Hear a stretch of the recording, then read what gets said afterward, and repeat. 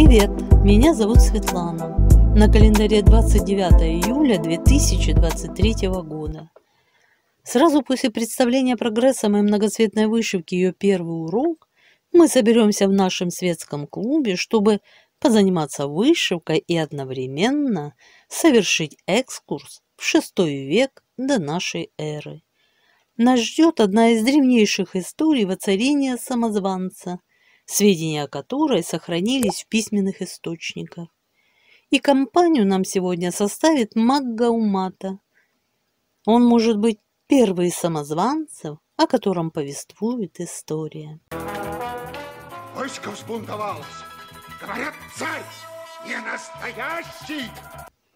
А сейчас нас ждет вышивка. Итак, друзья, перед нами 92,5% готовой работы. В крестиках это составляет 195 749. Вот так работа выглядела на начало отчетного периода. За 2 недели мне удалось вышить 16 275 крестиков. Вот это другое дело. С этого надо было начинать. Да, друзья, на этот раз результат меня порадовал. Мне теперь гораздо веселее стало. И до конца работы осталось еще 15 851 крестик. То есть состоялся, как предполагалось в прошлом видео, предфинишный отчет. И следующий выпуск будет посвящен уже завершенной картине. Правда, не факт, что он состоится через 2 недели. Дело в том, что оставшаяся часть вышивки, в основном пол, имеет сложные участки. Много единичек, символов, разброса. А выходить с отчетом, где в остатке будет 5000 крестиков, думаю, будет не совсем интересно вам смотреть. Поэтому следующая наша встреча ознаменуется уже полностью оконченной работой. Как мы видим, вышитые крестики сформировали на конве предметы быта наших героев. Это и большой кувшин с крышкой, и малый, который внизу наметился. Проясняется и голубоватый Сириус с хвостом. Ему давно уже не терпится поиграть с Лукрецией. И еще, друзья, один новый элемент, так сказать, появляется на сцене.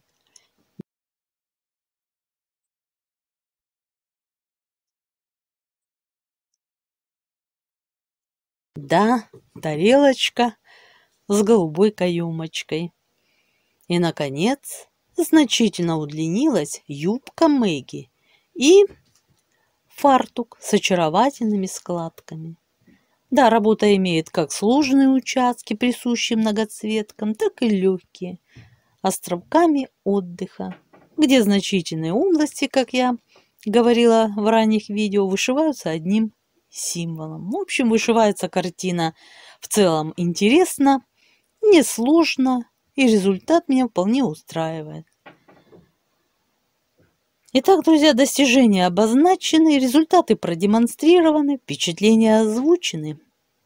Не забывайте и вы делиться своими впечатлениями. Ставьте лайки, поддерживайте канал. А вот, начинается. А мы с вами подошли ко второй части видео. Настраиваемся на нужный лад и отправляемся в древний мир. Маг на престоле.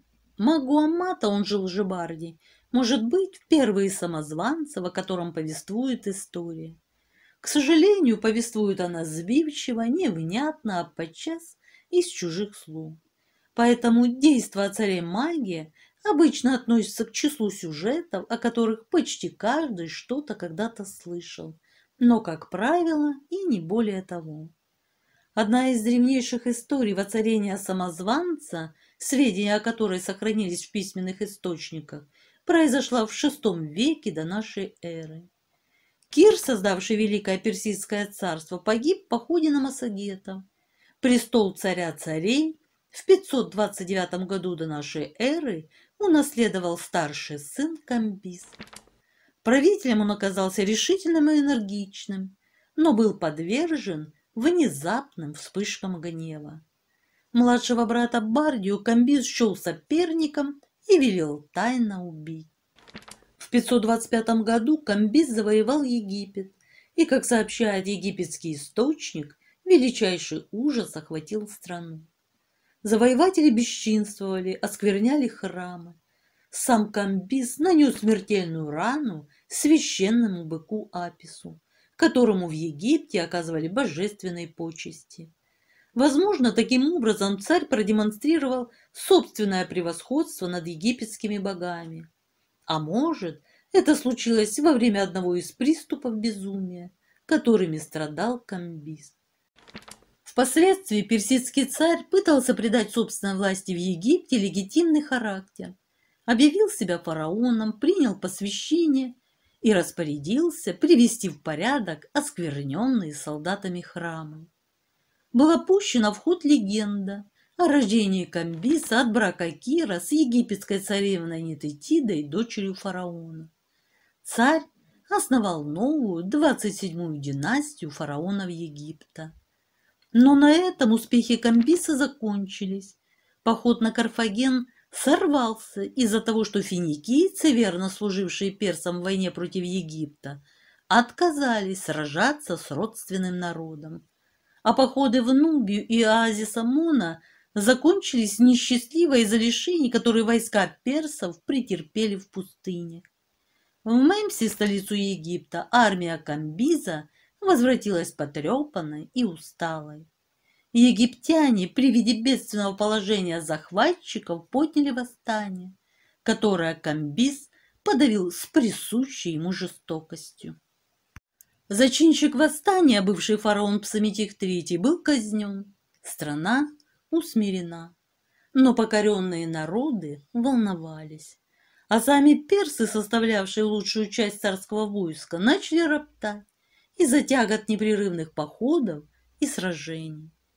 В 522 году до нашей эры Камбиз двинулся домой, но в Сирии получил известие о появлении в Персии самозванца, назвавшего себя царевичем Бардии.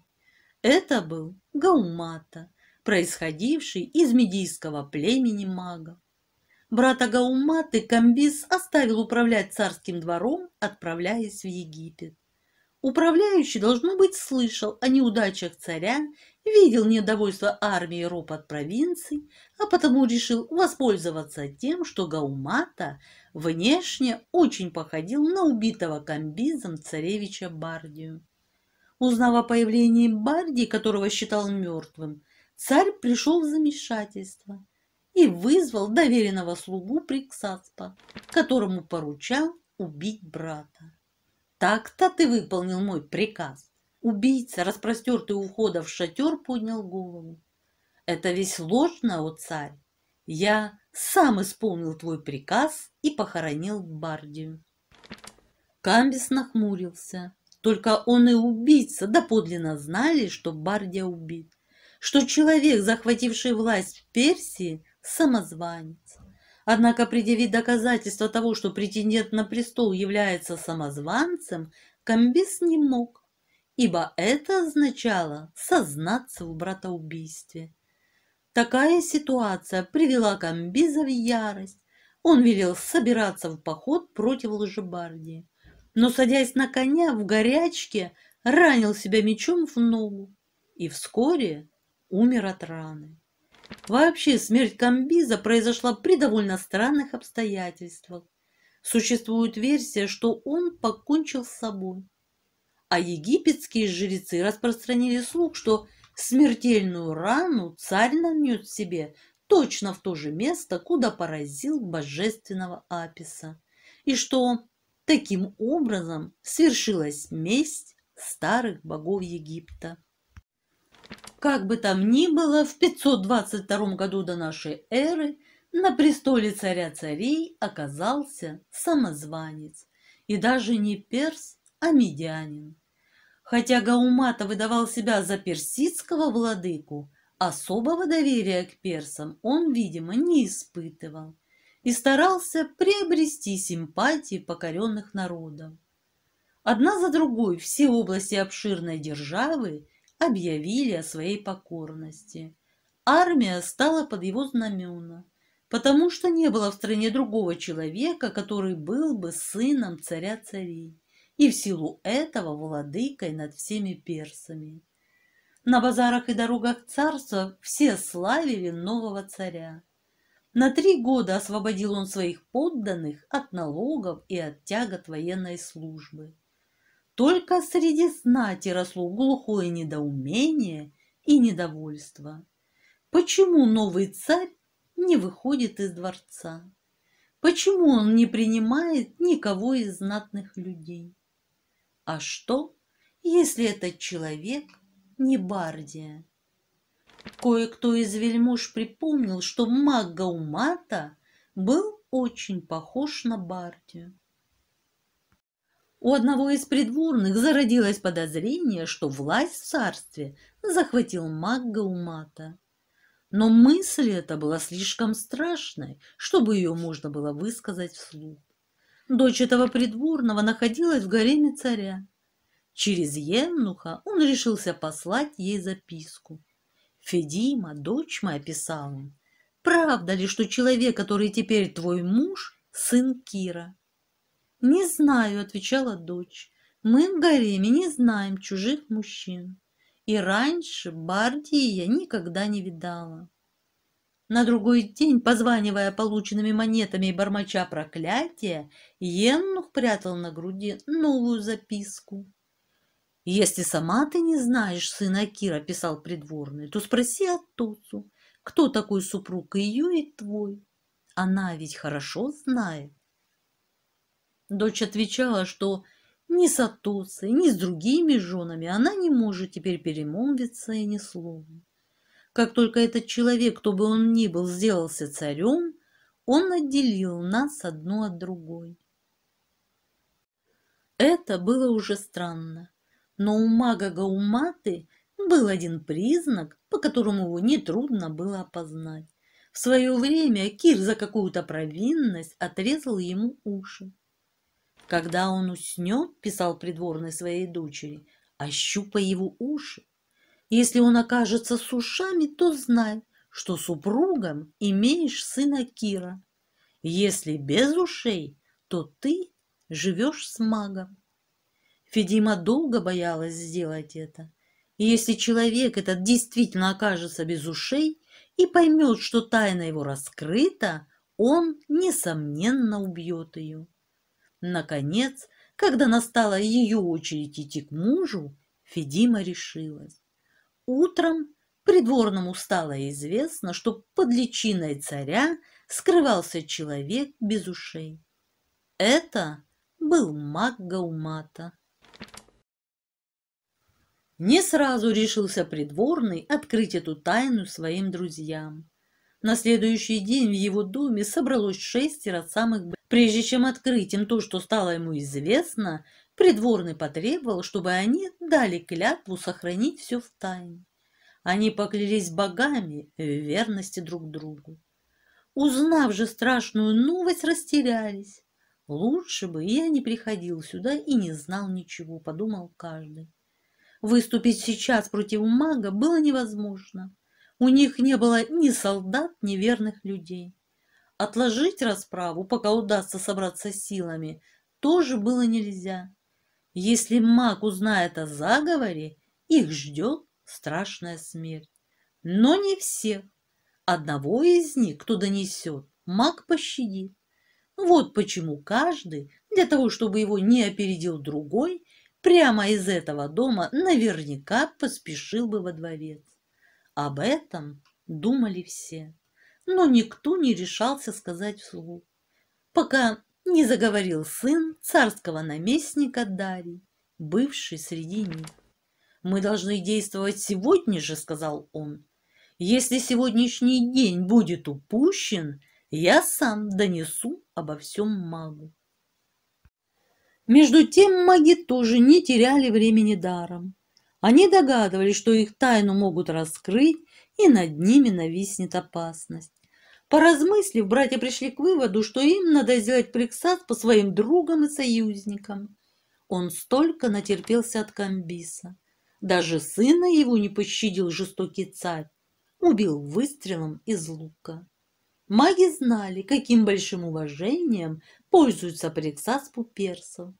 Знали и то, что только он знает правду о судьбе сына Кира, брата Камбиса. Они пригласили Приксаспа на тайную беседу, во время которой наобещали ему золотые горы, если он будет заодно с ними. Приксас поклялся, что не проговорится персам о том, кто на самом деле восседает на троне, и будет выполнять все их задания. Маги тут же дали ему первое поручение. «Завтра мы соберем персов на площади перед царским дворцом.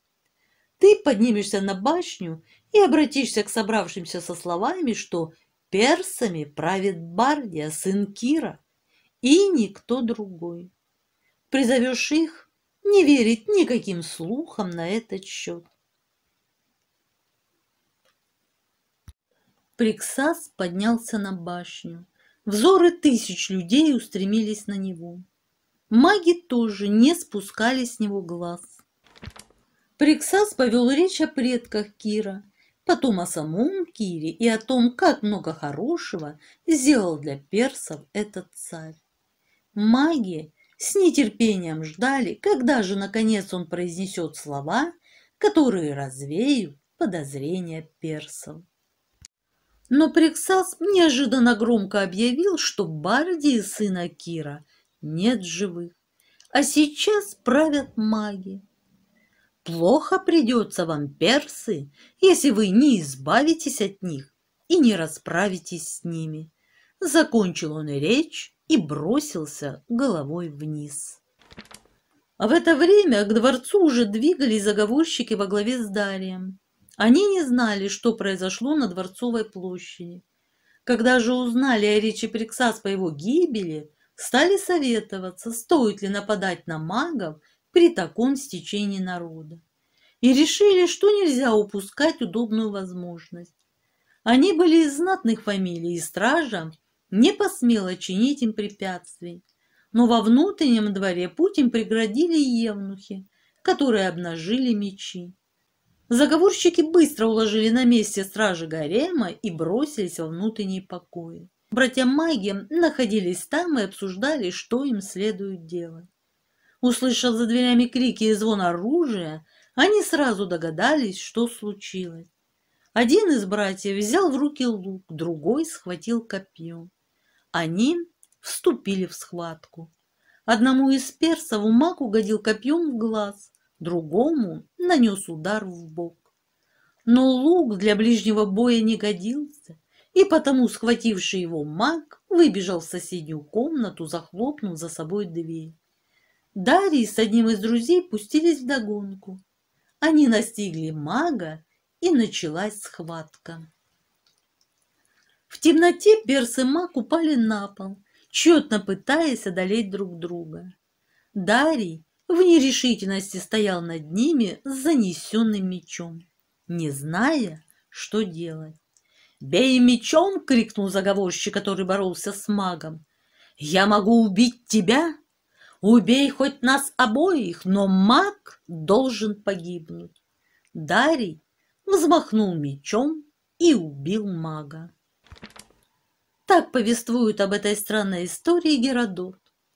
Царем Персии стал Дарий, и сегодня на огромной скале по дороге между Тегераном и Багдадом можно видеть высеченный на камне рассказ об этом событии. Надпись эта была сделана по приказу Дария. Дарий убил мага и стал царем, гласит заключительная фраза текста. Рассказ Геродота – одно из самых первых упоминаний о самозванцах. Дарий начертал на Бегестунской скале историю своего царствования, начиная с этого подвига. Это повествование самое драгоценное. Надпись сопровождается барельефом, представляющим царя и 9 связанных самозванцев, из которого он одного попирает ногами. Это Лжебардия, о чем свидетельствует особая краткая запись. Следует отметить, что реформы, проводимые Гауматой, были направлены против персидской верхушки, во главе которой стоял род ахеменидов. И они принесли ему поддержку всех подданных, которым маг, как пишет Геродот, сделал много добра. Вот почему после гибели мага о нем сожалели все, кроме персов. Спасибо за внимание. Ставьте лайки, если вам было интересно. На сегодня у меня все. Всего вам доброго. Пока-пока.